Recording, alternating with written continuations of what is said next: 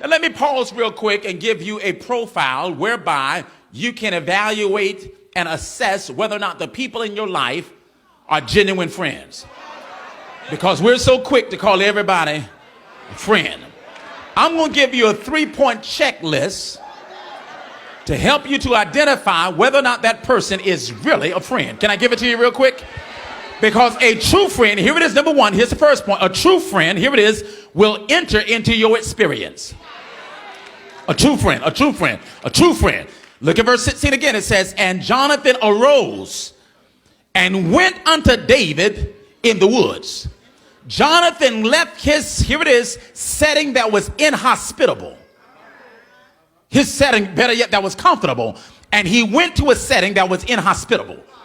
Jonathan is chilling in the palace. But he's willing to leave his context of comfort to go stand with his friend who's in the woods. Because a true friend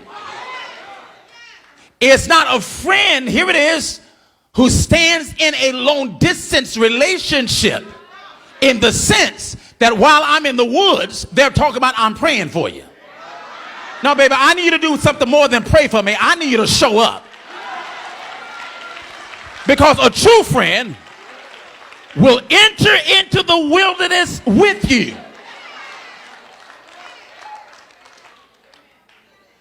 I used to have a deacon at the church at Elizabeth, and he meant well.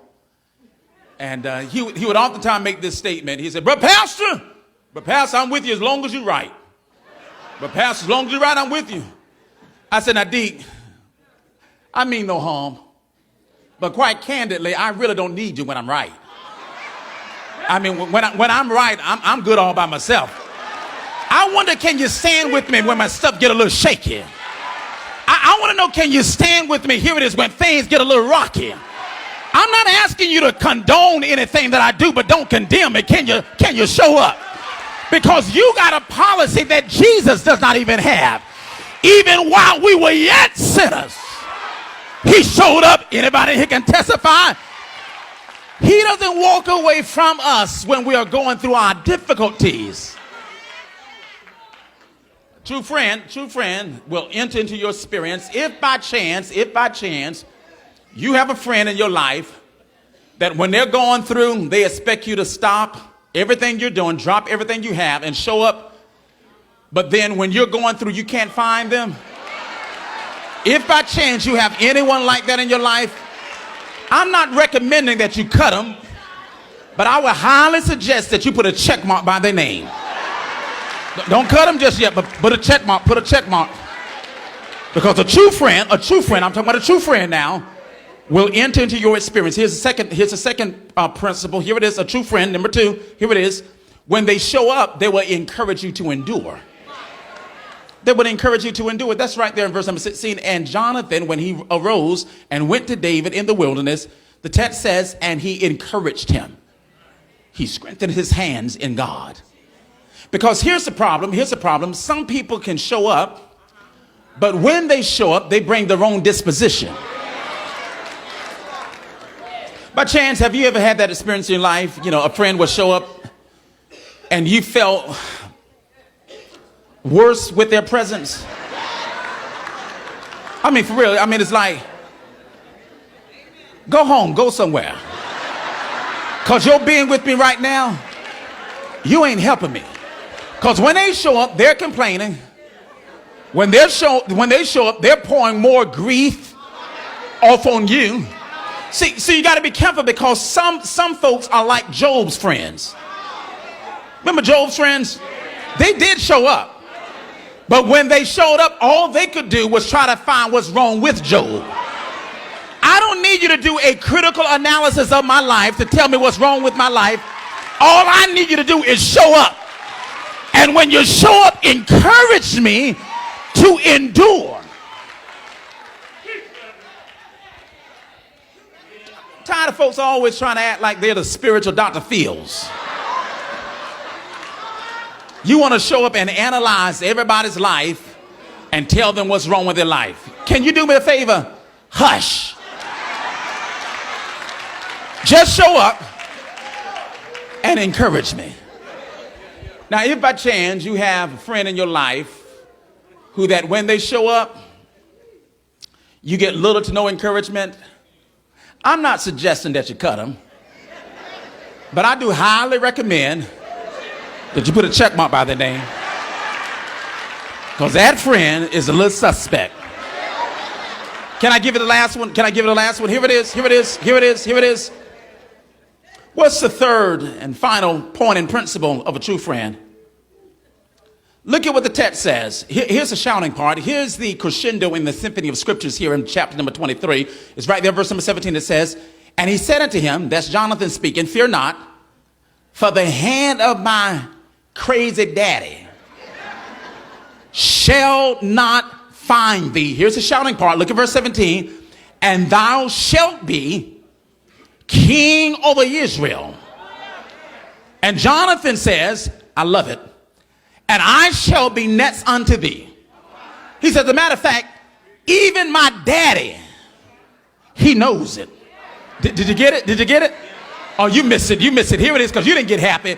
Jonathan shows up to David and says, I know you're in the wilderness, but you're not going to stay here always.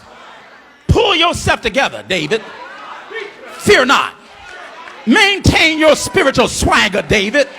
Fear not, because you shall be, hallelujah, the next king of Israel. And Jonathan says, and I'm not tripping. All I want to do is be next to you. Because a true friend, here it is, I'm about to get you right here. A true friend will not only enter into your experience, a true friend will not only encourage you to endure, but there it is, number 3, a true friend is not envious of your elevation. They ain't envious. They're not envious of your elevation.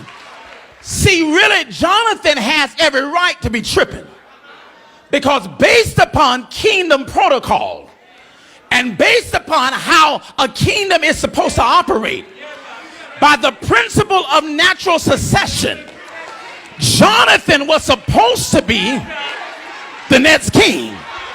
Saul is Jonathan's daddy.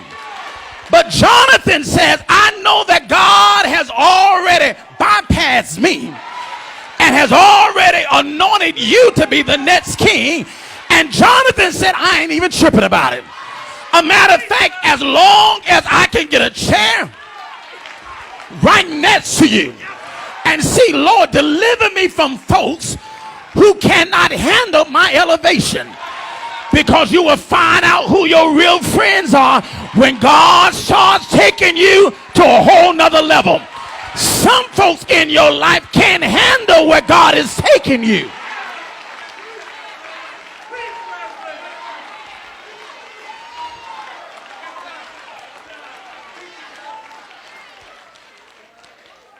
If by chance you got a friend in your life who every time when you get a promotion, when you get a new car, when you get a new handbag, they start tripping, I highly recommend cut them, just cut them, just let them, cut them, just let them go. They can't handle what God is doing in your life. You won't show up. When you show up, I don't feel any better. And then every time God bless me, you tripping. You need to go somewhere. Let me help you with that. Because people will call you cocky and arrogant. People will call you cocky and arrogant. I'm not cocky. I'm not arrogant. I just believe that everybody does not deserve to have a front row seat in my life.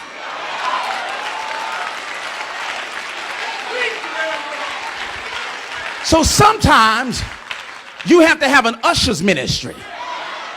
You got to learn how to kindly escort them to the back row seat of your life, and you tell them, now you just watch me from afar, because you can't handle being this up close to me.